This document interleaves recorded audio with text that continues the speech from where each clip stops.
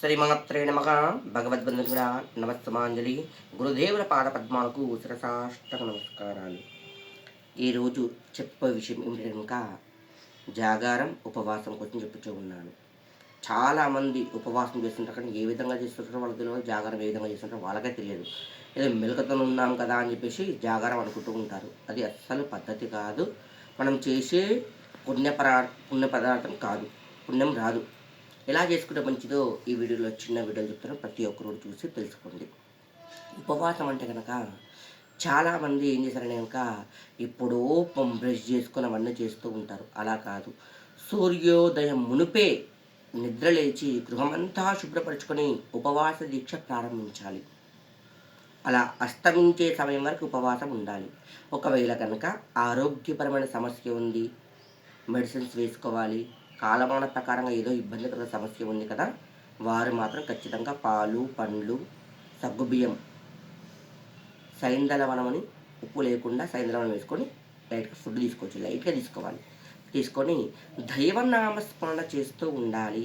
ఎవరైనా సరే, లేదు జాబ్కి వెళ్తూ ఉంటారు, వాళ్ళ జాబ్లో నిమగ్నమై ఉండిపోతూ ఉంటారు, దేవుని దగ్గర ఎక్కడ నిమగ్నం ఉంటారు. ఉపవాసం ఉన్నప్పుడు ఏ దేవునికైతే మనం ఉపవాసం ఉంటామో ఆ దేవునికి దగ్గరగా ఉన్నట్టు ఉండాలి. దగ్గరగా అంటే కనుక గుళ్ళో పోయి కూర్చోమని చెప్పట్లేదు. మీరు ఏదైనా కనుక దైవనామస్మరణ చేస్తూ మంచిగా ప్రశాంతంగా ఉండి, చెడు ఆలోచనలు, చెడు దృష్టి లేకుండా సంసారంలో మునిగిపోయి ఉంటాం కదా రోజుకి, అవన్నీ కొద్దిగా పక్కన పెట్టేసి దేవుణ్ణి స్మరిస్తూ అభిషేక కార్యక్రమాలు కావచ్చు, దైవ సేవలే కావచ్చు, ఏదైనా సరే లేదా కూర్చొని నామస్మరణ సరే చేస్తూ ఉంటే అప్పుడు ఉపవాసం చేసిన ఫలితం వస్తుంది. సాయంకాలం పూట దేవాలయాల్లో అభిషేక కార్యక్రమాలు, అర్చకాలను జరుపుకొని వచ్చి ఉపవాసం వదిలిపెట్టచ్చు. ఉపవాసం వదిలిపెట్టే పాలు, పండ్లు, లిక్విడ్ పదార్థాలు ఏవైనా సరే తీసుకోవచ్చు. తీసుకొని తెల్లవారి దేవాలయానికి దర్శనానికి వచ్చినాక మీరు భోజన కార్యక్రమాలు చేయొచ్చు. ఓకే, ఉపవాసం కోసం ఇది. జాగారం ఎలా చేయాలంటే కనుక దేవాలయంలో కూర్చొని జాగారం చేయవచ్చు, దేవాలయ ప్రదక్షిణ చేస్తూ జాగారం చేయొచ్చు, పుణ్యక్షేత్రాలు దర్శించుకొని జాగారం చేయొచ్చు. కానీ గృహం నందు కూర్చొని కొంతమంది అవి ఆడుకుంటూ చేస్తూ ఉంటారు. అవన్నీ ఏం చేయకూడదు.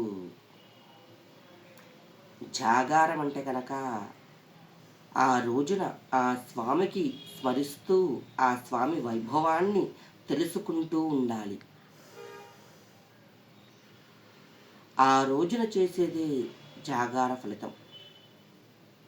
చాలామంది తెల్లవారి వరకు జాగారం చేస్తూ ఉంటారు. తెల్లవారు లేవగానే భోజన కార్యక్రమాలు చేసుకొని మంచిగా పడుకుంటారు. అలా పడుకోకూడదు. మళ్ళీ మరుసటి రోజు సాయంకాలం వరకు నిద్రించకూడదు, రాత్రి వరకు. అప్పుడే ఉపవాసం చేసిన ఫలితం, జాగరణ చేసిన ఫలితం వస్తుంది. శివరాత్రి నాడు ఎప్పుడైతే ఉపవాస జాగారాలు చేస్తూ ఉంటారో ఆ స్వామి యొక్క కరుణాకటాక్షాలు మనందరిపై సిద్ధిస్తూ ఉంటాయి. అంతేకాకుండా శివాజ్ఞ లేనిది చీమైనా కుట్టదు. అంటే కనుక ఆ స్వామి అనుగ్రహము ఉంటేనే మనం ఏ కార్యక్రమాలైనా సరే దిగ్విజయంగా సాగిస్తూ ఉంటాము. ఆ స్వామి మనందరిపై కరుణాకటాక్షాలు సిద్ధించాలని చెప్పేసి కోరుకుంటూ ఉన్నాను. ఉపవాసం కోసం చిన్న స్టోరీ, జాగరణ కోసం చిన్న స్టోరీ పెడతాను, చూడండి. శ్రీమాత్రే నమః.